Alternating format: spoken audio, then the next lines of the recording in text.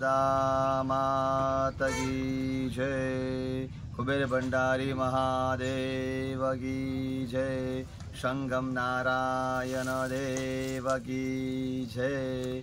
नर्मदा माता की जय। सर्वने प्रणाम। जय श्री कृष्ण। तो आज बात આપણે કરીશું કે નારાયણ બલિ શ્રાદ્ધ પિતૃ શ્રાદ્ધ કેમ કરવામાં આવે છે, કેમ કરવું જોઈએ। તો એ શાસ્ત્રમાં લખી ગયા શબ્દ આપી ગયા છે ત્રણ, એક સંપત્તિ, ષણમતિ અને સંતતિ। તો આ વિધિ શા માટે કરવી જોઈએ છે? સંપત્તિ એટલે ધન ધાન્ય સમૃદ્ધિ આપણને પ્રાપ્ત કરાવે છે। આપણા ઘરની અંદર લક્ષ્મીની કૃપા થાય છે। આપણા ઘરમાં નોકરી ધંધામાં સારી પ્રગતિ કરાવે છે, એ કહેવાય સંપત્તિ। અને ષણમતિ, ષણ એટલે સારી બુદ્ધિની પ્રાપ્તિ કરાવે છે, સારા વિચારની પ્રાપ્તિ કરાવે છે, સારા જ્ઞાનની પ્રાપ્તિ થાય છે, સારા વિચાર લાવે છે।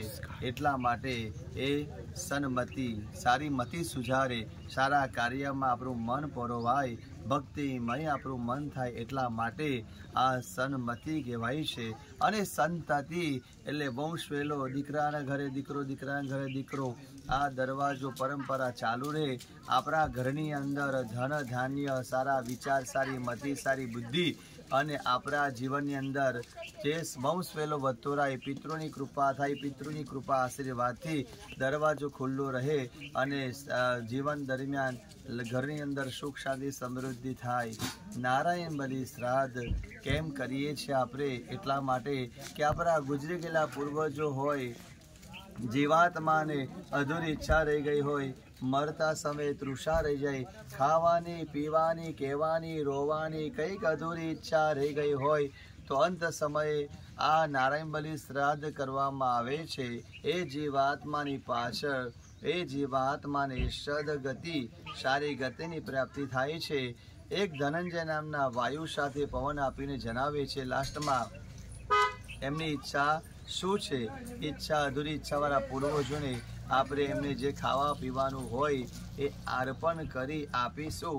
એ જીવાત્માને ઠારવાની વિધિ છે કે હે પૂર્વજો, તમે ઠરો, અમને બધાને ઠારો। તમને કોઈને રાજી કરવાના છે, કોઈને રાજી કરીશું તો આપણને કોઈ રાજી કરશે। પિતૃઓને આપણે રાજી કરવાના છે, પિતૃઓ તમે રાજી થાવ અને અમને રાજી રાખો। આ વિધિ આ ચાણોદની ભૂમિ, એમાં પણ ત્રણ નદીનો સંગમ થાય છે, એને કહેવાય ત્રિવેણી સંગમ ઉપર નર્મદાજીનો કિનારો છે। 86,086,000 ઋષિમુનિએ તપ કરેલી ભૂમિ કહેવાય।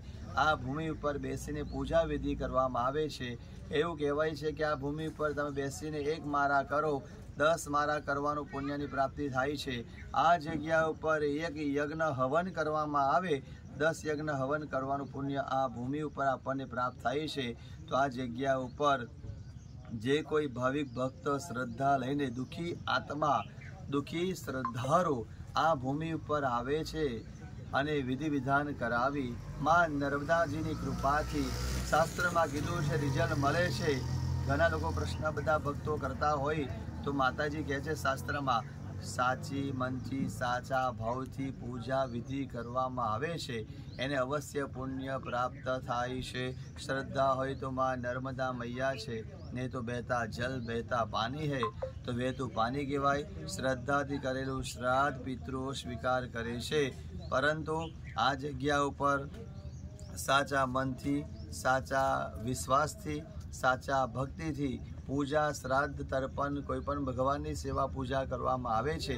એને માતાજીની કૃપાથી 1.25 મહિનાથી લઈ અને 3.25 મહિના સુધીમાં એને સારું પુણ્ય પ્રાપ્ત થાય છે। બોલો નર્મદા માતા કી જય। સંગમ નારાયણ દેવ કી જય। કુબેર ભંડારી મહાદેવ કી જય।